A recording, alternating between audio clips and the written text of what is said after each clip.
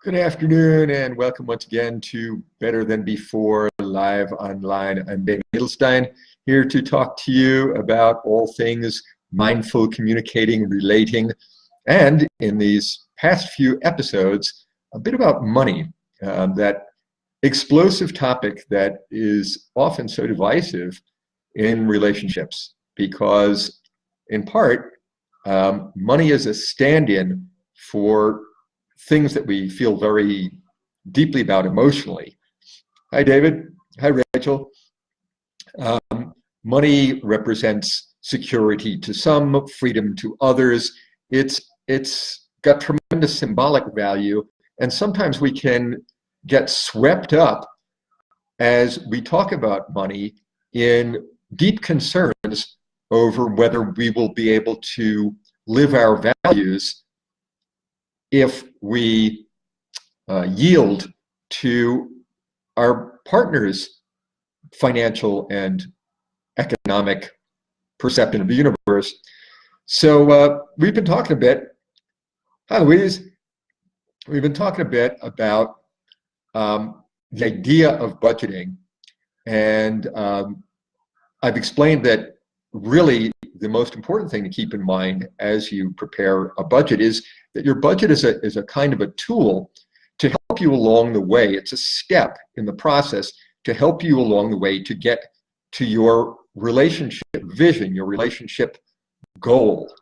And as I've said many times in the past, your relationship should have goals about which you and your partner agree. If your relationship is not about some kind of shared vision for your joined future, you're going to run into a lot of conflict as each of you attempts to achieve your own personal fulfillment with perhaps an insufficient regard for the needs of the relationship and the relationship's direction into the future.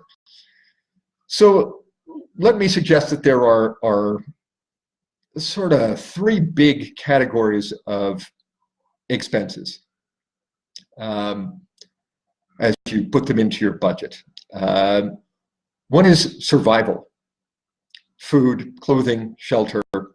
Of course, each of these things can be done at the survival level or the luxury level. You may, as the talking heads say, live in a shotgun shack, and that may be fine for you. I'm the sort of person that is fine for,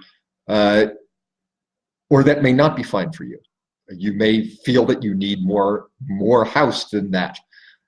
You may be satisfied driving around in a used beater, or you may feel that you need something more. It's very important that the survival level of things be defined, so that you can decide whether what you're looking for is now survival level or luxury level. It could be true that if you have a very long commute, you're going to need a better than rock bottom car to avoid beating your back to a pulp. These are things that only you can know. So first there's their survival level, things that you must have: electricity, running water, heat if you live in the northern United States, or elsewhere where heat is necessary. These kinds of things, yes, you can look for ways to trim costs, but they're about being alive, and you're not going to be able to cut too much from this part of your budget. The next thing is luxuries, and some luxuries are just part of feeling like we're living well. Some luxuries are small, a chocolate bar, an evening at the movies. We don't need these to keep living and breathing, but they provide a little lift, some fun in life.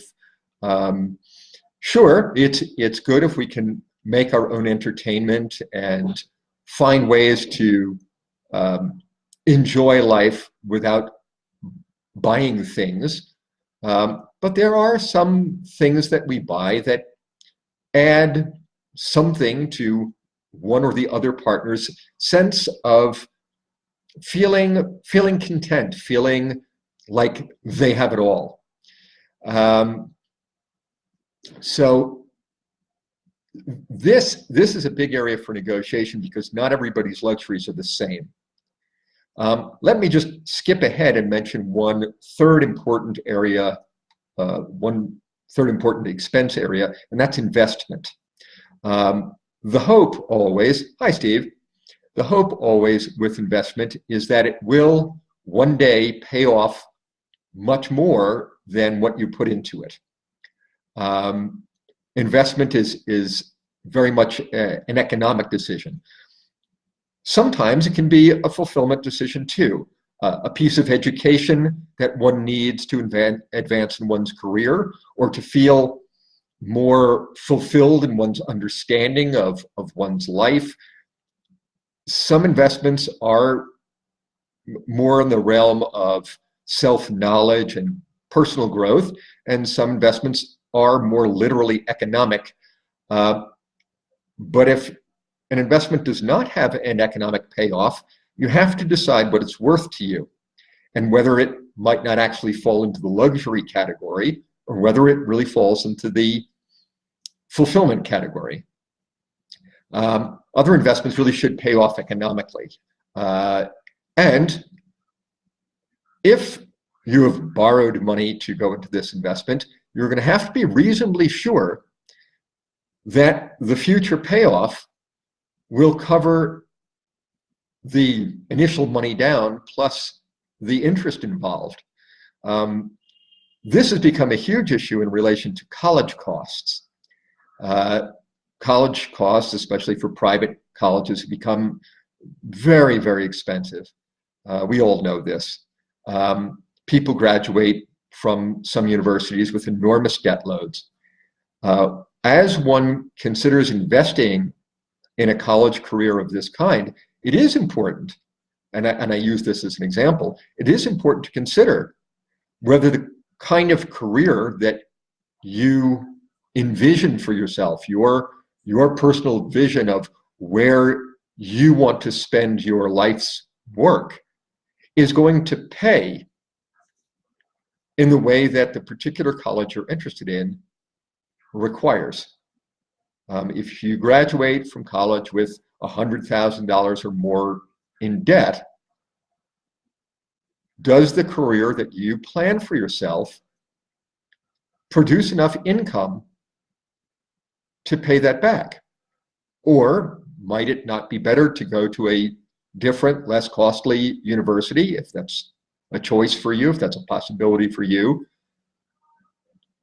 which would allow you to survive economically doing what you'd like to do instead of just working to pay off your college debt for the rest of your life. Even investments can have a luxury component, and it's important to recognize what are we really buying with our investment dollars.